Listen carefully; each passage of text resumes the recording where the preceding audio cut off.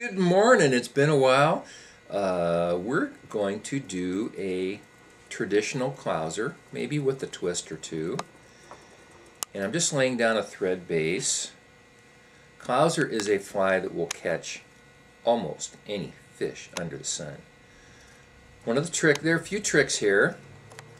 And one is to give yourself enough space between the eye of the hook and your dumbbell or barbell. And the other is how to. Some people go for, Zap-A-Gap, super glue. I don't find it's essential, but you got some winds across it, and then you want to go around the base. And going around the base, that is what locks that thing in. Now, will you be able to, if you wrench on this, turn it? Of course you can.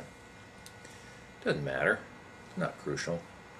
So don't try to make it. You don't need to make it so it will withstand a nuclear blast. Now this is DNA hollow fusion. It's great stuff. It's kind of a pearl white color. And as you know, this fly is going to turn over, and I got a bit more than I need there. Turn over, you mean ride? Yeah. Fortunately I have Chris to keep me straight here. This fly is going to roll over because of the weighted eyes. And we're going to make this a fairly modest sized clouser that one could fish. A lot of the bait. So when I put this on here, I've trimmed it in advance, and I'm going to lay it down there, and then I just very lightly take a turn there, because if I pull hard on it, it's going to spin. And I'm still not cranking on it very hard. And then I'm going to go behind, and I'm going to lash it down right there. Now some people will wind all the way to the back. They feel like it keeps it from getting fouled. It gets fouled anyway. So don't worry about it. And it fishes even when it's fouled. So don't worry about it.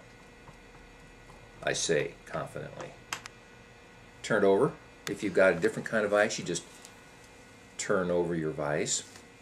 This is that multicolored, mixed colors crystal flash. I'm going to get myself a chunk of it, and I'm going to put it on here. And I like them to not be exactly the same size, so if they start out the same length, I just pull a few strands out. Make it about the length of the belly. Put it on there. Then we're gonna do a couple of layers here. You could just go. This is a lime green bucktail.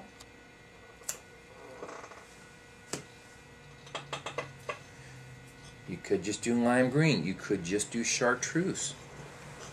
I like to mix my colors a little bit.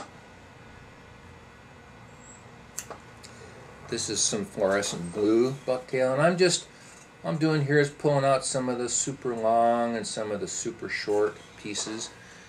And I'm just gonna, some people will tie these in 2 layers. I just lay those together. Pull out a few more wild hairs. Kind of measure that. And again, I like to trim first. And this is, that hook sticking out. You just have to kind of slide your thumb and forefinger down there. And again, kind of loose, and then just barely tighten up on it. And here's where, see that sharp angle? I could just wrap over that, but that'll make the head a little bit on the abrupt side, so I like to do a little bit of trimming there. A little bit of tapering, and so then now I can cinch down on that.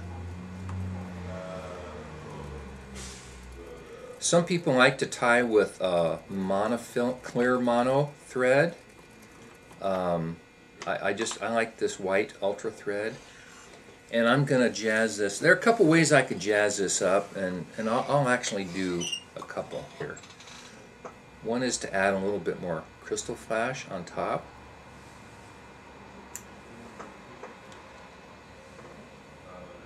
but I've already shaped the basic nature of the head. And then is to put some peacock fibers over the top. Peacock fibers are really awesome material. They have a great minnow-like sheen. They're not very durable, but that's okay. So as you see, a very basic clouser might simply be white with chartreuse and a little bit of crystal flash. What I've done here is spice this guy up a little bit.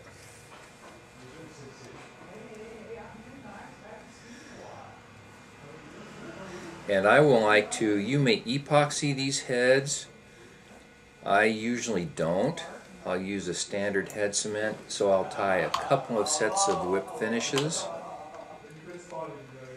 So here is your fancied up clouser.